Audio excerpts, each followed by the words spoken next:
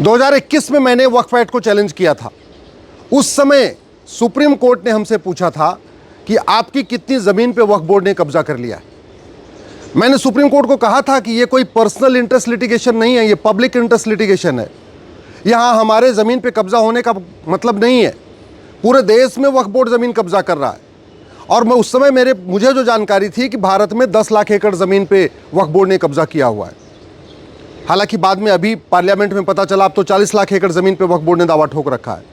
जब मैंने वो नोट्स पढ़ने की कोशिश की तो उस समय मुझे माननीय सुप्रीम कोर्ट ने अपना नोट्स पढ़ने से मना कर दिया था और ये कहा था कि जो कानून है वो केवल एकेडमिक तरीके से चैलेंज नहीं हो सकता है, आपको इस्टेब्लिश करना पड़ेगा कि वक्फ बोर्ड अपनी पावर का मिसयूज़ कर रहा है। जब हमने नोट्स दिखाना चाहा, हमने बताना चाहा कि हाँ मंदिरों पे कब्जा हो रहा है, गाँव पे कब्जा हो रहा है, सड़क के किनारे कब्जा हो रहा है, तो नोट्स भी नहीं पढ़ने दिया और मजबूरी में मुझे अपनी PIL वापस लेना पड़ा। मैं दिल्ली हाई कोर्ट गया। दिल्ली हाई कोर्ट ने 2022 में सरकार को नोटिस जारी किया। उसके बाद देश भर में 120 से ज़्यादा PIL फाइल हो गई पूरे देश में। अब जब नया वक्फ कानून आया और उस नए कानून के खिलाफ इमरान प्रताप गढ़ी, ओवैसी जी, अमानुल्लाह खां जी, पर्सनल लॉ बोर्ड, मदनी जी, ये सब लोग जब सुप्रीम कोर्ट आए तब सुप्रीम कोर्ट ने उनसे किसी भी याचिकाकर्ता से ये नहीं पूछा कि आपके पूर्वजों ने कितनी ज़मीन वक्फ किया है और आपके पूर्वजों ने जो ज़मीन वक्फ किया है उसमें से कितनी ज़मीन सरकार ने इस कानून को उपयोग करके वापस ले लिया। हमसे पूछ रहे थे कि वक्फ बोर्ड ने आपकी कितनी ज़मीन पे कब्जा कर लिया, और जब दूसरी तरफ आज ओवैसी जी और बाकी लोग कह रहे हैं कि सरकार सारी ज़मीन ले लेगी, सरकार सारी ज़मीन ले लेगी, तब एक भी बार नहीं पूछा कि आप मुझे कोई एक एग्जाम्पल बताइए कि जहां पे सरकार ने नए कानून का उपयोग करके कोई भी वक्फ प्रॉपर्टी वापस लिया हो। और धड़ाधड़ सुनवाई शुरू हो गई। एक भी याचिकाकर्ता से ये नहीं कहा कि आप हाई कोर्ट जाओ, क्योंकि 120 याचिकाएं पूरे देश में पेंडिंग पड़ी हुई हैं।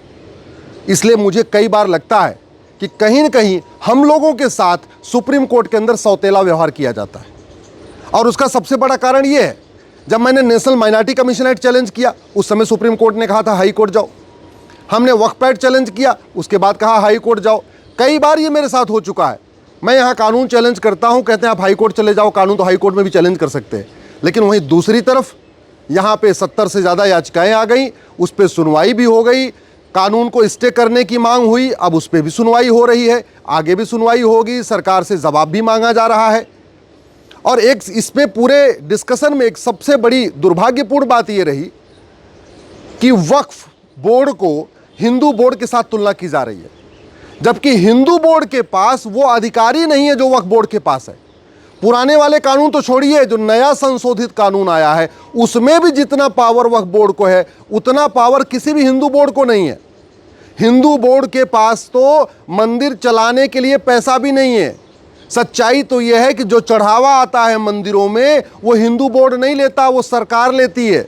वहीं दूसरी तरफ वक्फ बोर्ड के पास पूरी की पूरी जो मस्जिद है, जो चर्च है, जो मस्जिद है उसको चलाने का भी पूरा उनके पास अधिकार है।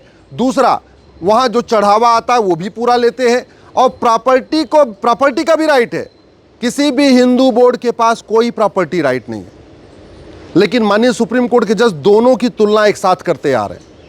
हिंदू बोर्ड, आज तक हिंदू बोर्ड ने किसी भी मुस्लिम की ज़मीन पे नोटिस भेज के उस पर अपना दावा नहीं ठोका, लेकिन दूसरी तरफ वक्फ बोर्ड ने हिंदुओं की ज़मीनों पे नोटिस भेज के कब्जा कर लिया।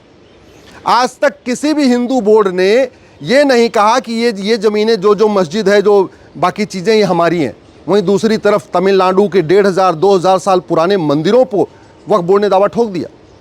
तो दोनों की तुलना करना ही अपने आप में गलत है, लेकिन तुलना हो रही है। सीधे सीधे हिंदू बोर्ड से पूछ रहे हैं कि अच्छा आप इसमें मुस्लिम को रख सकते हैं क्या? वक्फ बोर्ड के बारे में अगर दो आदमी बाहर से आ रहे हैं तो कम से कम ये भी तो देखना चाहिए कि हिंदू बोर्ड और वक्फ बोर्ड में कितना अंतर है। यहाँ तुलना आम और बबूल की हो रही है, यहाँ तुलना आम और इमली की हो रही है। दोनों में बिल्कुल डिफरेंस है। और जो सबसे बड़ी दुख की बात यह है कि ये जो कहा जा रहा है कि जो 150 साल 200 साल पुरानी जो मस्जिद बनी है उसका कागज़ कहाँ से आएगा? अरे हजारों साल पहले भगवान श्री राम भगवान श्री राम का जहाँ जन्म हुआ उसका कागज़ अगर मांगा जा सकता है तो 150-200 साल पुराने मस्जिद का कागज नहीं मांगा जा सकता है क्या? ट्रस्ट एक्ट तो अंग्रेजों के ज़माने से चल रहा है, सोसाइटी रजिस्ट्रेशन एक्ट अंग्रेजों के ज़माने से चल रहा है, सिविल प्रोसीजर कोड अंग्रेजों के ज़माने से चल रहा है। और जितने हिंदू, जैन, बौद्ध, सिख कोई भी दान कर रहे थे तो वो बाकायदा रजिस्ट्रेशन करा रहे थे, चाहे वो अग्रवाल धर्मशाला बन रही थी, चाहे मारवाड़ी धर्मशाला बन रही थी, चाहे जैन धर्मशाला बन रही थी, चाहे बिरला मंदिर बन रहा था। ये सब आज से नहीं बन रहा है, अरे अंग्रेज़ों के ज़माने के पहले से बन रहा है, और सब लोग प्रॉपर रजिस्ट्रेशन करा रहे थे। तो मुस्लिम क्यों नहीं करा रहे थे? ये सारा का सारा छूट केवल मुस्लिम्स के लिए रहेगा क्या? और अगर आज की डेट में अगर मुस्लिम्स को छूट दिया जा रहा है वक्फ बाई यूज़र का, कि भाई ठीक है जहां आप यूज़ कर रहे थे वक्फ बाई यूज़र हो गया, तो फिर दान बाई यूज़र क्यों नहीं होना चाहिए? चैरिटी बाई यूज़र क्यों नहीं होना चाहिए? हिंदुओं के लिए मंदिर बाई यूज़र क्यों नहीं होना चाहिए? अगर हम कहीं पे भी 100 साल 50 साल से पूजा कर रहे हैं तो हमसे फिर कागज़ क्यों मांगा जाता है? क्या काशी का जो विवाद है वो बिना कागज़ के हल होगा क्या? मथुरा, भद्रकाली, भोजशाला, अटाला का विवाद केवल मंदिर बाई यूज़र के आधार पे होगा या कागज़ देख के होगा? मैं आशा करता हूं कि माननीय सुप्रीम कोर्ट जब हिंदू बोर्ड और वक्फ बोर्ड की तुलना करेगा तो कम से कम ये ध्यान रखेगा कि दोनों के अधिकारों में ज़मीन आसमान का अंतर है, दोनों की पावर में ज़मीन आसमान का अंतर है। और चलो हिंदुओं के पास बोर्ड तो है, हिंदुओं के पास ट्रिब्यूनल कहाँ है? मुस्लिम्स के पास तो वक्फ ट्रिब्यूनल भी है, उनका मुकदमे का फैसला वक्फ ट्रिब्यूनल में होता है। हिंदुओं के लिए अपना हिंदू ट्रिब्यूनल तो नहीं है, क्रिश्चियन के लिए अपना क्रिश्चियन ट्रिब्यूनल नहीं है, जैन के लिए अपना जैन ट्रिब्यूनल नहीं है, बौद्ध के लिए अपना बौद्ध ट्रिब्यूनल नहीं है, पारसी के लिए अपना पारसी ट्रिब्यूनल नहीं है, यहूदियों के लिए अपना यहूदी ट्रिब्यूनल नहीं है, लेकिन मुस्लिम के पास वक्फ ट्रिब्यूनल है। तो कहीं ना कहीं आम और इमली की तुलना की जा रही है, कहीं ना कहीं ये पूरी तुलना ही गलत हो रही है, जो हिंदू बोर्ड की तुलना मुस्लिम बोर्ड के साथ हो रही है। ये पूरी तरीके से नाइंसाफ़ी है।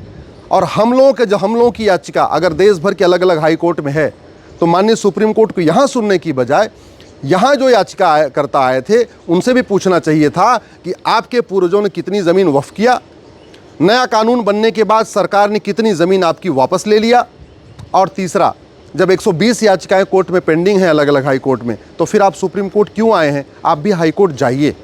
ये होता है तराजू का पलड़ा एक बराबर करना, ये होता है सबके साथ एक समान न्याय करना।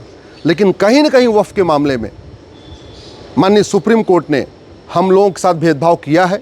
हमें इस बात की निराशा भी है, हमें इस बात का दुख भी है, और मैं आशा करता हूं कि कम से कम अब आने वाले तारीख पे इस बात का फैसला होगा।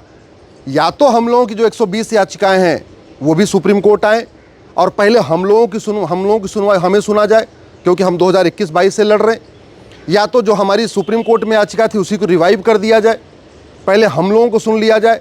हम पुराने कानून को ख़त्म करने की मांग कर रहे हैं तो पहले उस पर सुनवाई हो जाए, उसके बाद नए कानून पे सुनवाई हो, क्योंकि सीरियल में हम तो पहले से आए हुए हैं यहाँ पे। ऐसे नहीं होना चाहिए।